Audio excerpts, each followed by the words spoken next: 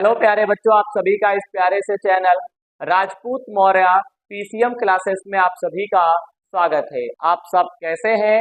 मैं आशा करूंगा कि आप सब ठीक होंगे। मैं राजपूत मौर्य आपको आज की क्लास में जो आपका NCERT class 12th math subject है, यानी जो आपको बुक दे रखे हैं फर्स्ट, तो भाई इसके अंतर्गत आपको जो चैप्टर 3 दे रखा है यानी आव्यूह, तो इस चैप्टर 3 के अंतर्गत आपको जो प्रश्नावली 3.1 आपको जो दे रखे हैं, तो भाई इस प्रश्नावली के प्रश्नों का हल मैं आपको आज की क्लास में समझाने वाला हूं। भाई अगर वीडियो पे पहली बार आए हुए हो तो चैनल को सब्सक्राइब और वीडियो को लाइक जरूर करिएगा। अगर आप पुराने छात्र हो तो केवल वीडियो को आपको लाइक करना है। यहाँ तक की बातें एकदम क्लियर है। मेरे प्यारे बच्चों, आपको पता ही है सर इस वर्ष एनसीईआरटी क्लास 12th मैथ का जो बुक आपको दे रखा है, यूपी बोर्ड या फिर और भी कोई भी बोर्ड हो, इससे बिलोंग करते हैं बहुत सारे आपके चैप्टर। तो भाई ये बुक मैं आपको सॉल्व करवा रहा हूं और भाई करवाऊंगा इस वर्ष। अगर आप डॉक्टर हर स्वरूप शर्मा प्रकाशन की कक्षा 12 की गणित का किताब का अगर आप कंप्लीट सोल्यूशन चाहते हो, वो भी आपको मेरे चैनल पे मिल जाएगा। भाई अगर आपको एनसीईआरटी बुक के प्रश्नों का अगर हल समझना है तो भाई वो भी आपको मेरे प्लेलिस्ट के माध्यम से देखना होगा। अगर आपको डॉक्टर हर स्वरूप शर्मा प्रकाशन का जो बुक दे रखा है, अगर इसके भी अगर आपको प्रश्नों का अगर हल समझना है, वो भी आपको मेरे चैनल के प्लेलिस्ट के माध्यम से आपको मिल जाएगा। मेरे प्यारे बच्चों, अगर आपको फिजिक्स पढ़ना है तो भाई रोज क्लास 6:30 बजे लाइव होता है, वो भी शाम को। मैं खुद पढ़ाता हूं, तो भाई फिजिक्स के लिए 6:30 बजे आना है और भाई मैथ के लिए आपको क्या करना है, रिकॉर्डेड वीडियो देखना है। एनसीईआरटी में आपको सॉल्व करवा रहा हूं और डॉक्टर हरस्वरूप शर्मा आपकी सॉल्व हो चुकी है। भाई मैथ की वीडियो और केमिस्ट्री की वीडियो रिकॉर्डेड मिलेगी। जैसा कि आपको मैंने शुरुआत में ही बताया, भाई ये चैनल जो है फिजिक्स केमिस्ट्री मैथ वाले बच्चों के लिए है। बाकी अगर आपकी कोई और भी राय है, और भी सब्जेक्ट को अगर आप पढ़ना चाहते हैं, वो भी आप कमेंट बॉक्स में बताइएगा। बताइए, हर एक बात समझ में आ रही है कि फिजिक्स की लाइव क्लास होती है, मैथ और केमिस्ट्री की रिकॉर्डेड वीडियो आपको मिलती है। तो भाई आज की क्लास की शुरुआत करते हैं। तो मेरे प्यारे बच्चों, क्लास की शुरुआत करने से पहले मैं आपको कुछ पॉइंट बताने वाला हूं। भाई वो पॉइंट ये है, अगर आप चैप्टर 3 पढ़ने आए हो, अभी तक हमारा चैप्टर 2 कंप्लीट हो चुका है। मैंने हर एक प्रश्नावली को मैंने करवा दिया है, भाई प्लेलिस्ट के माध्यम से देख लीजिएगा। अगर आप चैप्टर 3 पढ़ने आए हो, सबसे पहले इसका बेसिक देखिएगा, फिर आप प्रश्नावली के प्रश्नों का हल समझिएगा। भाई बेसिक के लिए आपको भी मेरा प्लेलिस्ट यूज करना होगा। तो चलिए, मैं उम्मीद करूंगा कि आप बेसिक पढ़ चुके होंगे। तो चलिए प्रश्नावली 3.1 का पहला क्वेश्चन ये रहा आपके स्क्रीन पर। प्रश्न को पढ़िए। कहता है आव्यूह ए बराबर बड़े ब्रैकेट में, जैसा कि आपको पता है कि आव्यूह की जो पहचान होती है वो संख्याओं का जो निकाय होता है, पंक्तियों की बात करें या स्तंभों की बात करें, मैं अभी बताऊंगा। एक एक चीज मैं आपको फील करवाऊंगा। भाई राजपूत सर आपको पढ़ा रहे हैं, तो भाई यहाँ पे एक आव्यूह दे रखा है, बड़े ब्रैकेट के अंदर अगर संख्याओं का अगर कोई निकाय हो, यानी संख्याएं अगर व्यवस्थित क्रम में होती हैं, वो चाहे पंक्तियों में हो चाहे स्तंभों में हो, भाई उसे आव्यूह कहते हैं। ये परिभाषा भी मैंने आपको बताया है, वही कहते हैं। पहले बेसिक पढ़िएगा, फिर आप प्रश्नावली के प्रश्नों का हल भाई समझिएगा। तो हमको यहाँ पे एक आव्यूह दे रखा है और भाई फिर हमसे क्या कहता है, इस आव्यूह के अंदर आपको कोटि ज्ञात करना है, अवयवों की संख्या ज्ञात करना है। अवयव A13, A21, A33, A24, A23 का मान भी ज्ञात करना है। तो चलिए हम लोग देखते हैं। तो प्रश्न नंबर 1 यहाँ पे कॉपी पे डाल दीजिएगा सलूशन। भाई भाई किताब ओपन करना है और कॉपी लेकर बैठना है और भाई मेरे साथ पेन चलाना है। भाई पेन चलाना है। तो चलिए भाई पेन चलाते हैं। ए बराबर आपको दे रखा है 2, 35, फिर आपको दे रखा है √3, फिर आपको दे रखा है 5, फिर आपको दे रखा है -2, फिर 1, फिर आपको दे रखा है मेरे प्यारे बच्चों 19, फिर आपको दे रखा है 5/2, फिर आपको दे रखा है -5, इसी बीच में आपको -7 12 और आपको दे रखा है भैया जी 17। बताइए, फिर इसी आव्यूह जो आपको दे रखा है भाई, इसी के अंतर्गत कुछ आपको स्पेशल पॉइंट आपको ज्ञात करने हैं। जैसे पहला पॉइंट आपसे पूछता है मेरे प्यारे बच्चों, ध्यान से देखिएगा, वो ये है आव्यूह की कोटि। मेरे प्यारे बच्चों क्या ज्ञात करना है भैया जी? आव्यूह की कोटि आपको ज्ञात करना है। भाई जल्दबाजी नहीं करेंगे, मेरे पढ़ाए हुए बच्चे जो भी हैं या फिर आप पढ़ रहे हो भाई, आपको समझ में आना चाहिए। और भाई आप लोगों से रिक्वेस्ट करता हूं भाई, कॉन्सेप्ट की पकड़ जरूरी है, क्योंकि आने वाले कल में भाई ज्ञान होना बहुत जरूरी है। अगर लोग प्रश्न करते हैं तो भाई उन्हें बता सको। तो भाई ए बराबर आपको एक आव्यूह दे रखा है और हमसे पूछ रहा है आव्यूह की कोटि। मेरे प्यारे बच्चों पहले ये बताओ कि अगर कोई आव्यूह है उसमें स्तंभ क्या होता है, पंक्ति क्या होता है? बताओ भाई, मैं बताता हूं भाई पंक्ति और स्तंभ क्या होता है। आपको पता ही है, मैंने बेसिक में बताया था। देखो 2 5 3 में कुछ भी ले लेता हूं। जी सर आप कुछ भी ले लीजिए। भाई मैं कुछ भी ले लेता हूं। अब बताओ भाई बताओ इसमें कितनी पंक्तियां हैं? मेरे प्यारे बच्चों पंक्ति किसे कहते हैं? क्षैतिज रेखाओं को पंक्ति कहते हैं। देखो 1 पंक्ति, 2 पंक्ति, 3 पंक्ति। बताओ मेरी बात समझ में आती है? नहीं बात समझ में आती है? इस छड़ी को देख रहे हो भैया, बोलिए। इस प्रकार से अगर वस्तुएं हैं रखी या बच्चे बैठे हुए हैं तो भाई इसको क्या बोलेंगे? पंक्ति। अगर इस प्रकार से है छड़ी तो ये क्या है? स्तंभ है। खंभा, ये क्या है? पंक्ति। ये क्या है? स्तंभ। ये क्या है? पंक्ति। ये क्या है? स्तंभ। इस प्रकार से कर दिया छड़ी को पंक्ति कहेंगे, इस प्रकार से कह दिया क्या बोलेंगे? स्तंभ। बताओ अब देखो मेरे प्यारे बच्चों, ये पहली पंक्ति है, ये दूसरी पंक्ति है, ये तीसरी पंक्ति है।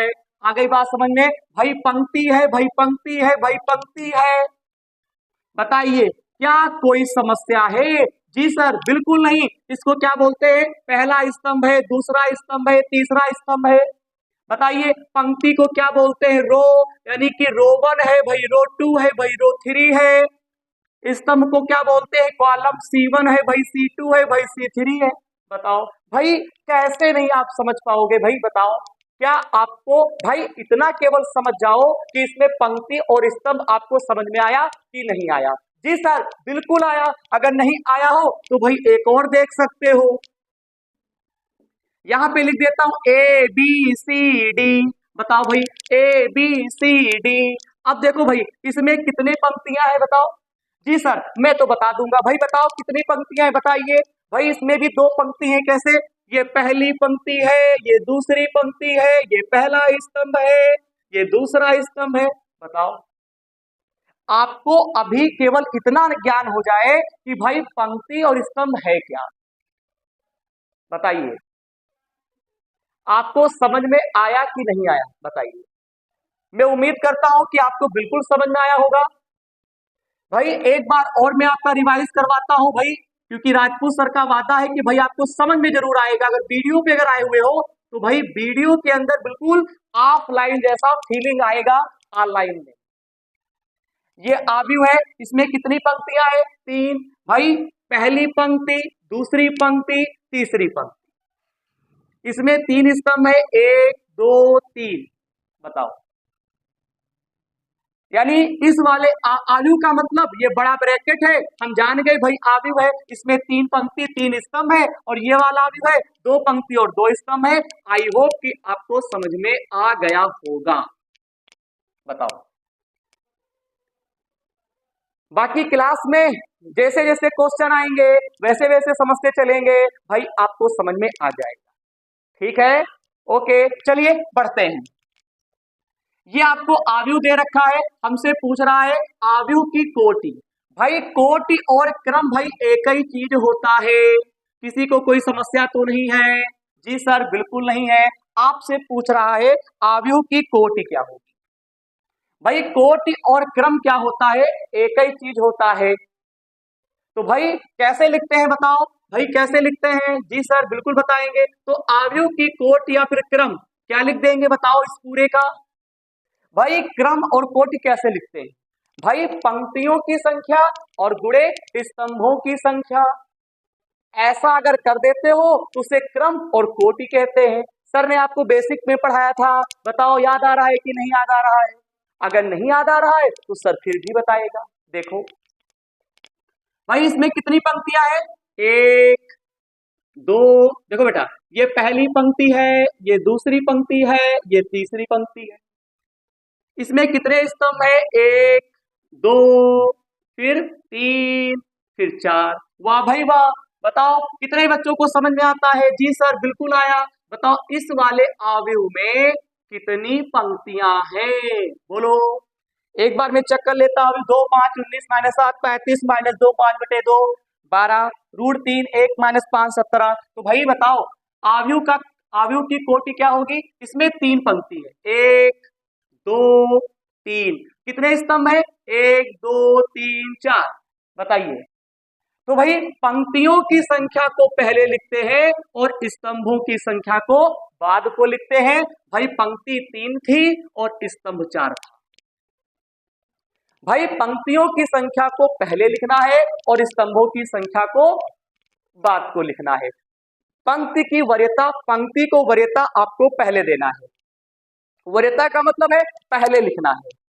क्या कहते हैं ना, छोटा बच्चा खड़ा हो उससे बड़ा बच्चा खड़ा हो, ठीक है, और कुछ चीजें अगर बांटनी हो, खाने पीने वाली चीज, तो भाई किसको पहले दोगे बताओ? पहले छोटे बच्चे का हक होगा, फिर बड़े बच्चे का हक होगा उस चीज को पाने का जो बांटी जा रही है। भाई अपने अनुसार समझो, छोटे बच्चे का पहला हक और बात को बड़े बच्चे का हक।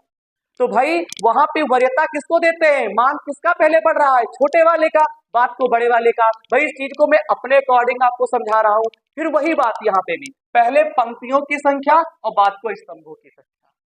बताइए क्लास के अंदर दम है, ये याद रखिएगा।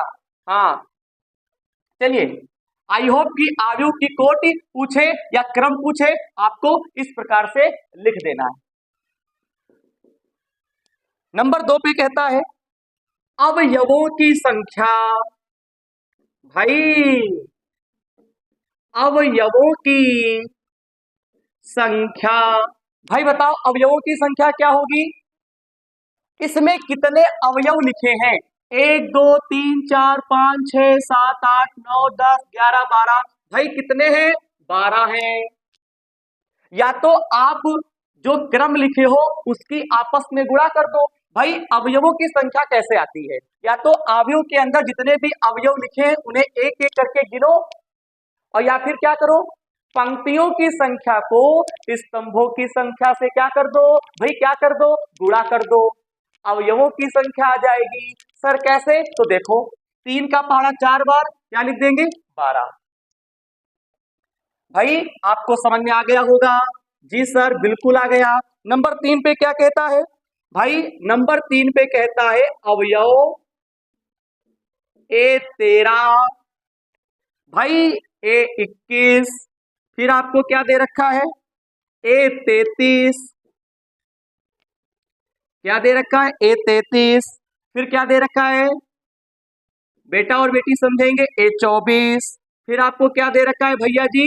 A23। बताइए भाई अवयव A13, A21, A33, A24, A23, इनके आपको भाई ये अवयव आपको ज्ञात करना है।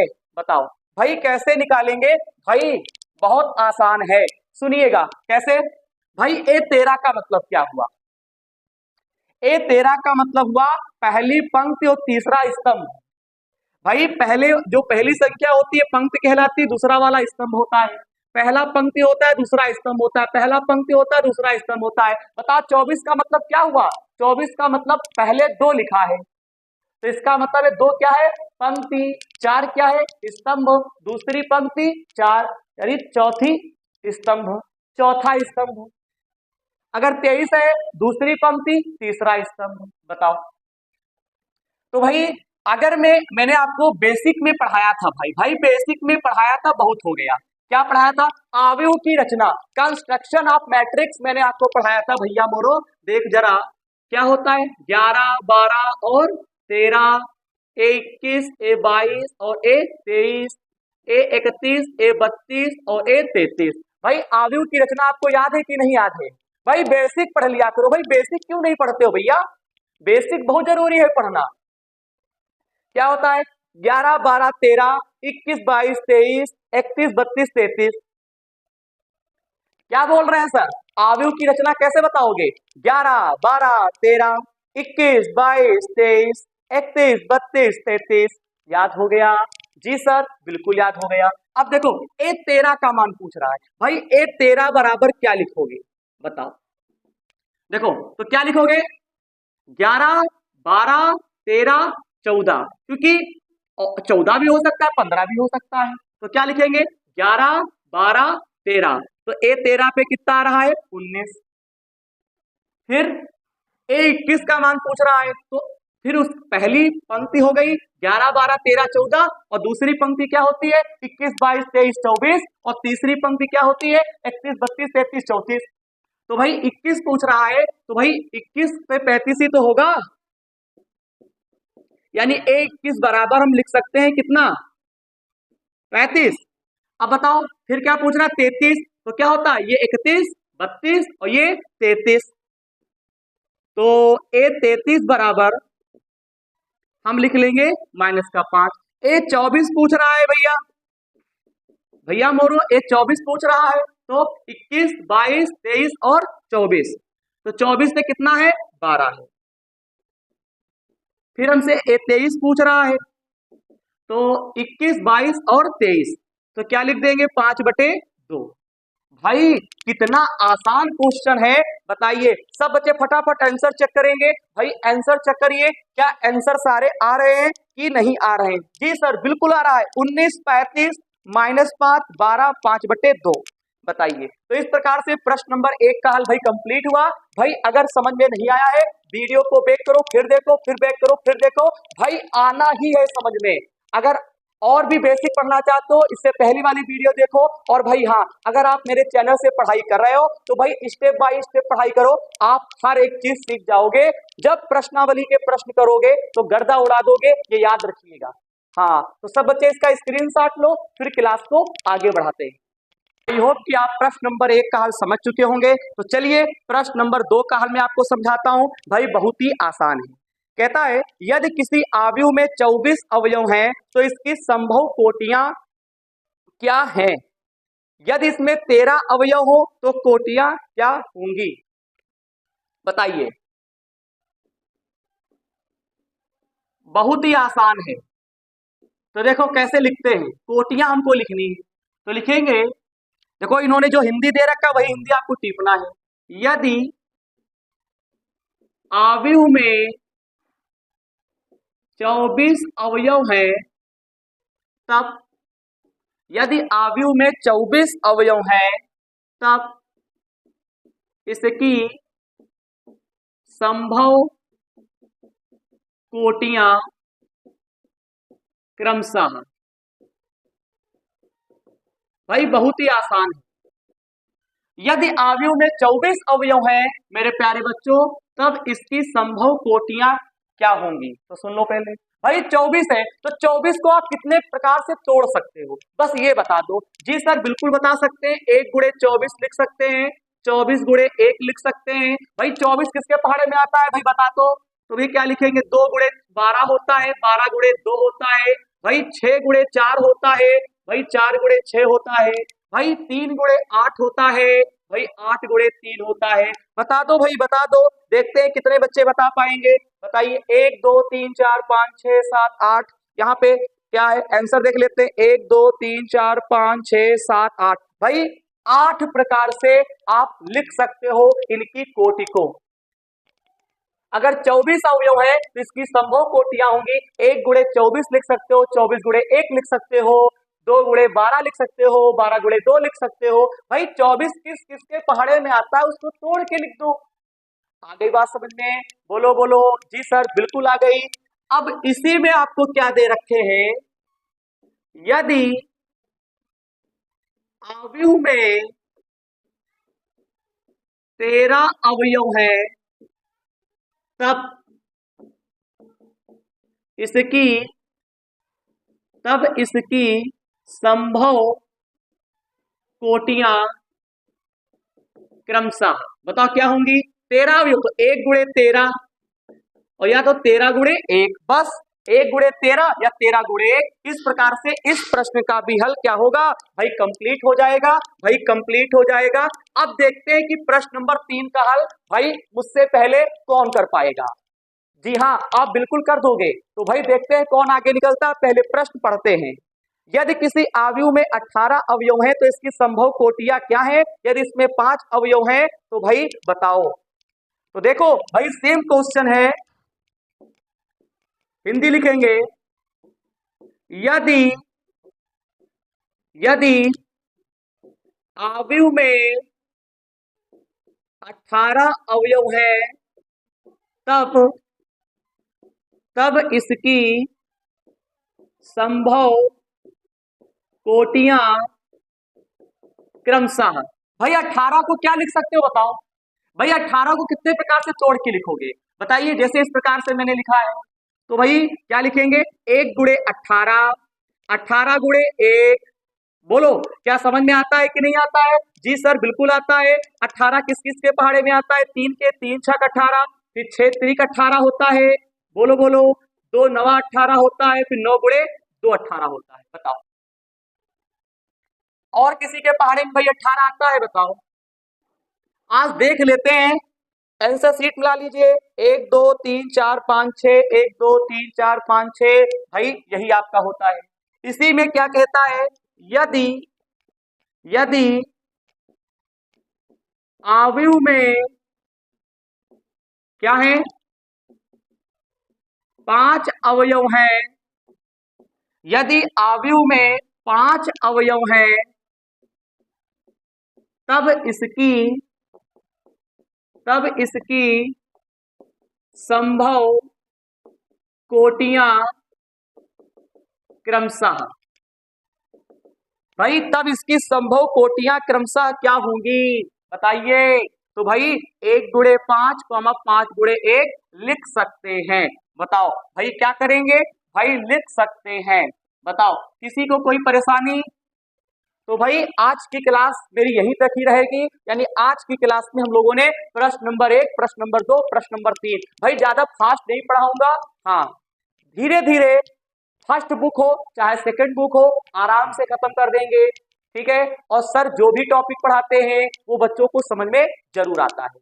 भाई सबसे पहले स्क्रीनशॉट, तो ठीक है स्क्रीनशॉट ले लिया होगा। भाई आज की क्लास कैसी लगी कमेंट के माध्यम से जरूर बताइएगा। क्लास अच्छी लगी हो तो चैनल को सब्सक्राइब और वीडियो को लाइक जरूर करिएगा। अगर पुराने छात्र हो तो केवल वीडियो को लाइक करना है। एक बार मैं फिर कह देता हूं, 6:30 बजे शाम को लाइव क्लास होती है सर की फिजिक्स की और मैथ और केमिस्ट्री की रिकॉर्डेड वीडियो मिलती है। अगर और भी कोई समस्या है किसी सब्जेक्ट में तो भाई कमेंट के माध्यम से जरूर बताइएगा।